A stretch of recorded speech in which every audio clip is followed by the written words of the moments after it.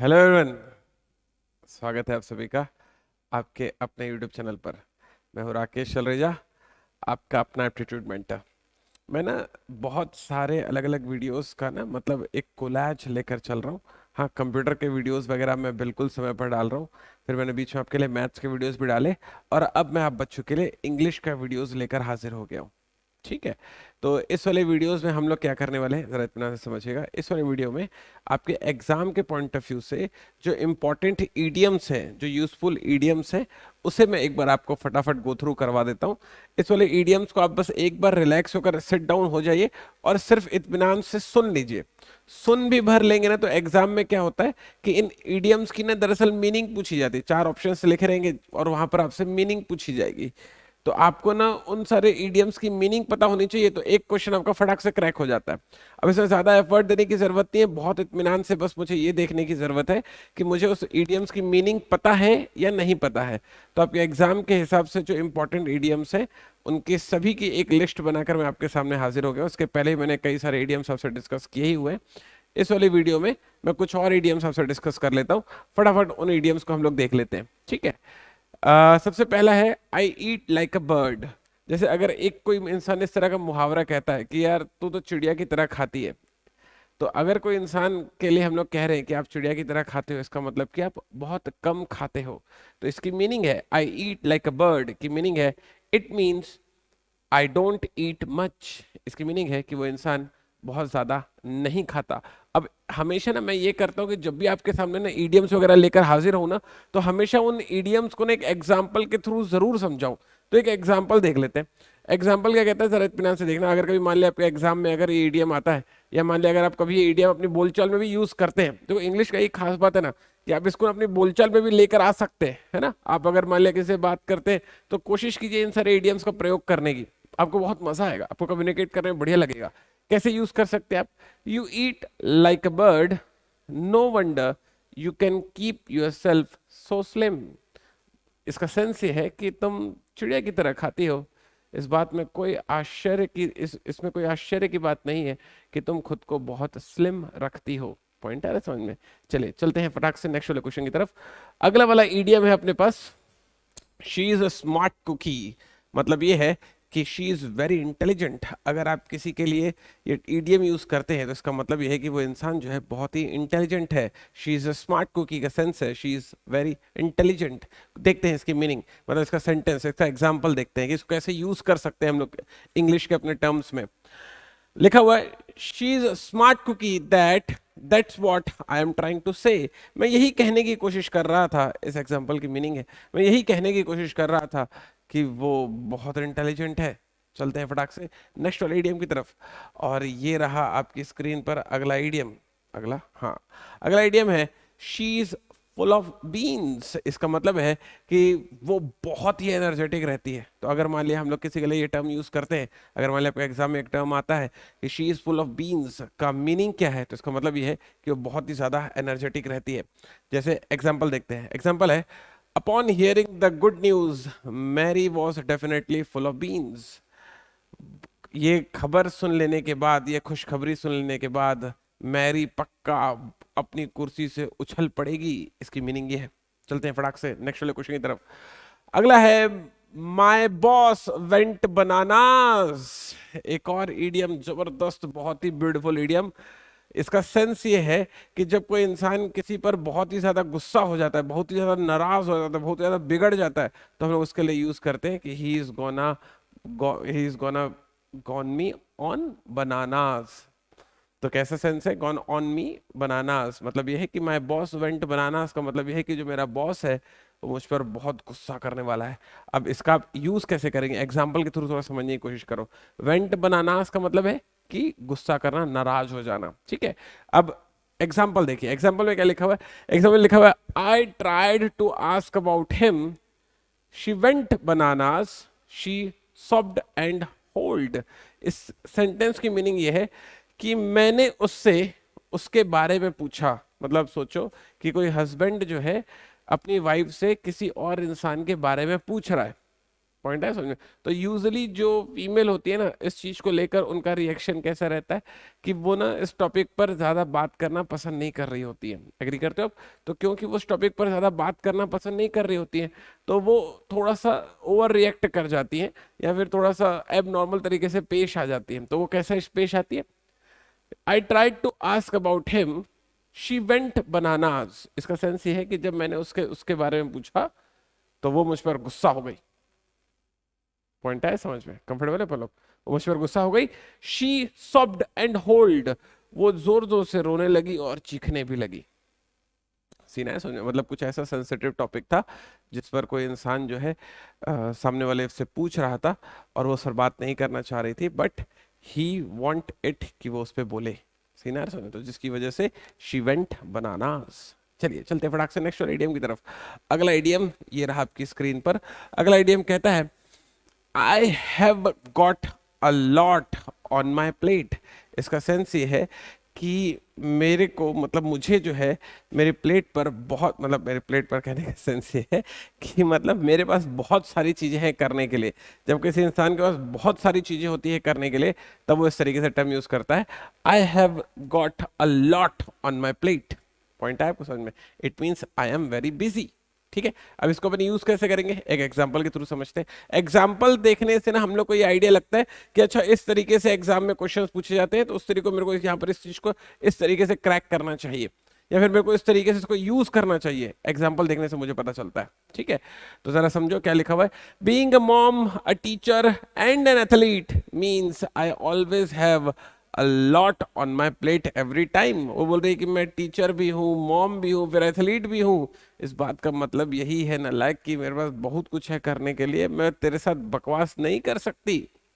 जबरदस्त। चलते हैं नेक्स्ट वाले क्वेश्चन की तरफ। अगला वाला ईडीएम कहता है शी इज अ बिग चीज। इसका मतलब यह है कि वो बहुत ही ज्यादा इंपॉर्टेंट है। तो शी इज अ बिग चीज का सेंस ये है कि शी इज वेरी इंपॉर्टेंट। चलते हैं एग्जाम्पल देखते हैं इसका। एग्जाम्पल क्या कहता है? एग्जाम्पल कहता है रोनी सिस्टर इज अ बिग चीज at the company, she might help you with an internship. इसका सेंस ये है कि जो रोनी की जो बहन है वो उस कंपनी में बहुत ही इंपॉर्टेंट रोल रखती है, वो तुम्हारा इंटरव्यू में जैक जुगाड़ लगवा सकती है। चलते हैं नेक्स्ट वाले क्वेश्चन की तरफ। अगला वाला क्वेश्चन क्या कहता है? अगला वाला इडियम है I have big fish to fry. इसका सेंस ये है कि मेरे पास इससे भी ज्यादा जरूरी काम है करने के लिए। जैसे कोई आपका दोस्त आपको कहता है कि चल आज वीकेंड, आज मूवी चलते हैं, तो आप उसे कहते हो I have a big fish to fry. वो बोलेगा जा जाके तल ले फिर।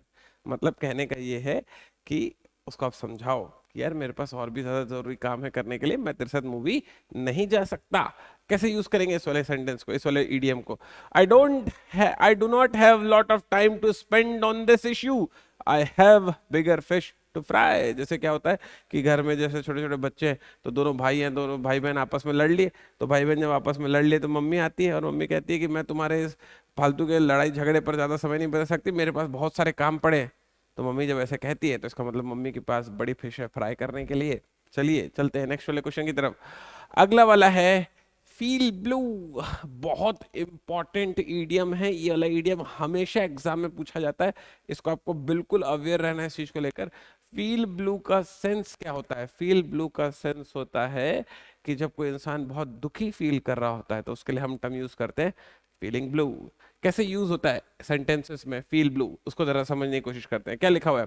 सारा felt blue after her divorce. उसका जब डाइवोर्स हो गया तो वो अक्सर उदास रहती थी। सीना है समझ में? इसको आपको इस तरीके से यूज करना चाहिए। ठीक है, उसके बाद क्या लिखा हुआ है? I have been feeling blue ever since I have heard that my daughter will be moving abroad for good। मतलब ये है कि जब इंसान को पता चला कि उसकी जो बेटी है वो अब्रॉड जाना चाहती है अपने अच्छे कैरियर के लिए, तो वो इंसान जो है ये खबर से थोड़ा सा अपसेट हो गया।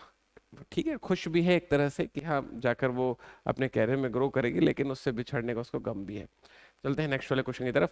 अगला है ईडीएम अपने पास नाइट आउल। नाइट आउल, इसका सेंस ये है कि जब कोई इंसान जो है रात में जगकर काम करना पसंद करता है तो उसके लिए यूज करते हैं नाइट आउल। अभी अगर आप घड़ी में समय पूछोगे तो अभी घड़ी में रात के 3:45 हुए, तो you can say I am a night owl. मुझे अच्छा लगता है रात में जगकर आप बच्चों के लिए वीडियोस रिकॉर्ड करना। I really love to do this. तो मुझे ये वाली टास्क पसंद है। तो हाँ, ये वाला ईडियम मस्त ईडियम है, मेरा फेवरेट ईडियम है। A person who prefers to be awake late at night. हाँ, मतलब मैं जागना पसंद करता हूँ, लेकिन ऐसा नहीं कि जाग कर बैठे और सिर्फ जो है सुबह होने का इंतजार कर रहे हैं, नहीं।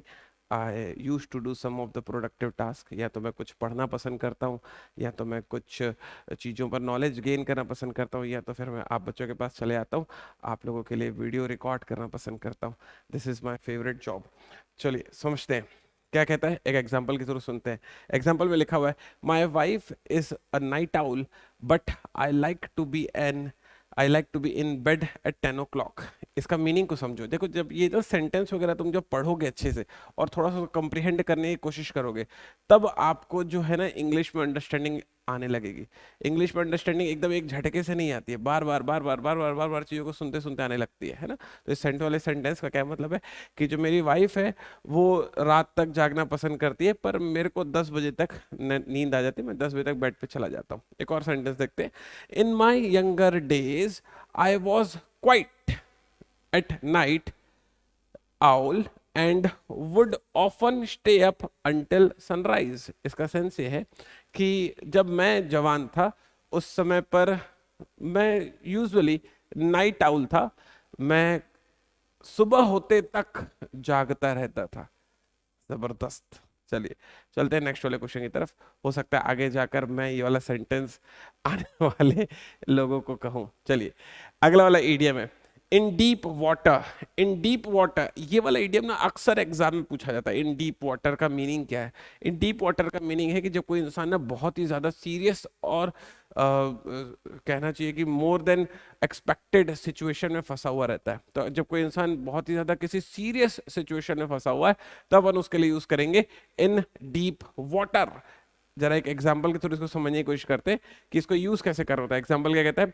John is having trouble with back taxes, he is in deep water.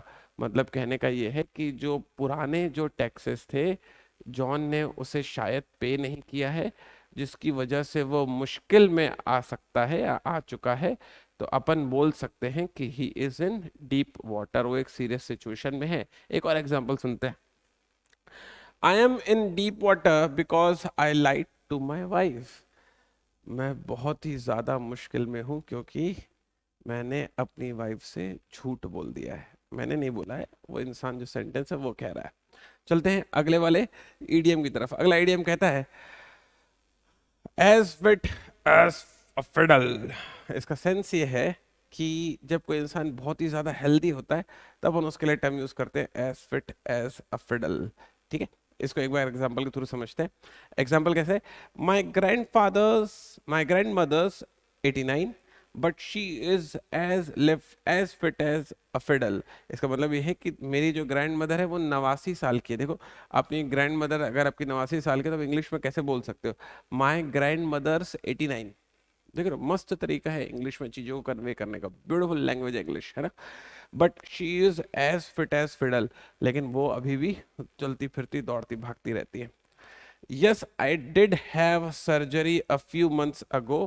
हाँ, मैंने कुछ महीने पहले सर्जरी करवाई थी। But I am as fit as fiddle now, लेकिन मैं अब बहुत ही ज्यादा हेल्दी हूँ। ऐसा समझ में किस तरीके से यूज कर रहे हैं इसको? आइडिया मिला बच्चों को? चलिए चलते हैं नेक्स्ट वाले ईडियम की तरफ। अगला वाला ईडियम कहता है drop the ball. Drop the ball कहने का अर्थ यह है कि जब कोई इंसान जो है किसी इंपॉर्टेंट चीज को अपनी लापरवाही के कारण गिरा देता है, तो केयरलेसनेस के लिए हम लोग यूज करते हैं ईडियम ड्रॉप द बॉल। ठीक है, इसका सेंस क्या है? टू मेक अ मिस्टेक, गलती कर देना, especially by doing something in a stupid or careless way। मतलब जब कोई चीज हम लोग बहुत ही असावधानी के कारण, बहुत ही मतलब ध्यान न देने के कारण पटक देते, गिरा देते, तो उसके लिए हम लोग ड्रॉप द बॉल इडियम का यूज करते हैं। एग्जाम्पल क्या है? For God sake don't drop the ball on this, we are relying on you. ऐसा कहने की कोशिश करें जैसे मान लिया कि अ, एक टीम है, क्रिकेट खेलने के लिए गई है। ऐसे समझो कि भाई फॉर एग्जांपल कि मैच चल रहा है और मैच पर जो है धोनी की बैटिंग चल रही है, ठीक है। तो धोनी से सब लोग कह रहे हैं प्लीज धोनी आउट मत हो जाना, क्योंकि तुम ही हमारी आखिरी उम्मीद हो जो विनिंग शॉट देकर टीम को जिता सकते हो। तो धोनी के ऊपर जो है उम्मीदें टिकी हुई है, तो लोग धोनी से कह रहे हैं please don't drop the ball on this, we are relying on you. ठीक है, कंफर्टेबल है यहाँ तक। चलिए चलते हैं, अगला वाला सेंटेंस देखते हैं। Everything was going fine in the election until my campaign manager drop the ball. वो कह रहे हैं कि ना सब कुछ इलेक्शन में बहुत ही मस्त जा रहा था, सिर्फ तब तक जब तक कि मेरे जो मैनेजर थे उसने वो बेवकूफ़ी है वो गलती न कर दी। मस्त वाला ईडियम है, एग्जाम में बिल्कुल पूछा जाता है ईडियम। अगला ईडियम है डॉग डेज। ये ईडियम हमेशा पेपर में पूछा गया, हमेशा, और एकदम इस वाले एग्जाम में तो एकदम आने की इसकी 100% संभावना है। डॉग डेज, डॉग डेज का मतलब होता है कि जब एक्सट्रीमली हॉट होता है वेदर, जब एकदम बहुत ही ज्यादा गर्मी होती है, तो उसके लिए हम लोग टर्म यूज करते हैं dog days, a hottest day of the summer. Example सुनते हैं। As a kid I loved launching in the swimming pool during the dog days of summer. मतलब बेसिकली क्या होता है कि जब बहुत ही ज्यादा गर्मी होती है ना, लोग हमेशा वाटर वर्ल्ड जाना पसंद करते हैं, और वाटर वर्ल्ड पे फैमिली के साथ एंजॉय करते हैं, वेव्स वगैरह लेते हैं। तो अगर मान लिया बहुत ही ज्यादा गर्मी है तो लोग वाटर वर्ल्ड पे थोड़ा चिल मारने जा रहे हैं, कोई गलत बात नहीं है, बिल्कुल जाना चाहिए, मस्त चीज होती है। नेक्स्ट है during the dog days of summer people prefer to remain indoors and go out as little as possible। अब मान लिया कि बहुत तेज एकदम कड़ाके की गर्मी गिर रही है, तो भाई इंसान जो है ज्यादा लंबा जो ट्रेवल है ना वो अवॉइड करता है। क्यों अवॉइड करता है? आने जाने में उसके शरीर से पूरा ग्लूकोज उड़ जाता है, काम करने की एनर्जी बचती ही नहीं है। तो इस स्थिति पे हम लोग कहते हैं कि भाई ज्यादा से ज्यादा जो है घर पे रहो, ज्यादा बाहर मत निकलो, क्योंकि बहुत कड़ाके की गर्मी पड़ रही है। तो इसके लिए अपन क्या यूज करते हैं? Dog days. ठीक है, यहाँ तक कंफर्टेबल अपन। तो ये रहे कुछ ईडियम, इंपॉर्टेंट ईडियम आप बच्चों के एग्जाम के पॉइंट ऑफ व्यू से। ये ईडियम आपके आने वाले एग्जाम्स में आपकी बहुत हेल्प करेंगे। आई होप कि आप बच्चों को ये वाला लेक्चर जो मैं आपके लिए नए नए चीजें लेकर आने की कोशिश करता हूँ, यह लेक्चर आप बच्चों को बहुत अच्छा लगा होगा। अगर आपको लगा हो कि हाँ आपने कुछ इसमें नया सीखा है, तो हिट बटन को, लाइक बटन को हिट करना मत भूलिएगा। और अगर आप इस चैनल पर नए हैं तो इस वीडियो को, इस वाले चैनल को शेयर करना मत भूलिएगा। और इस वाले चैनल को जाने के पहले नए नए नोटिफिकेशन, नए नए वीडियोस के नोटिफिकेशन के लिए सब्सक्राइब भी कर लीजिएगा। कमेंट सेक्शन पर आपकी नई डिमांड का इंतजार रहेगा। ऐसा कुछ जो आपको ऐसा लगता हो कि जिसमें मैं वैल्यू एड ऑन कर सकता हूँ, कमेंट सेक्शन पर बिल्कुल मुझे टाइप करके बताइएगा। मेरा अगला वीडियो बिल्कुल आपके उस वाले टॉपिक पर ही होगा। मुलाकात करते हैं आपसे, ख्याल रखिएगा।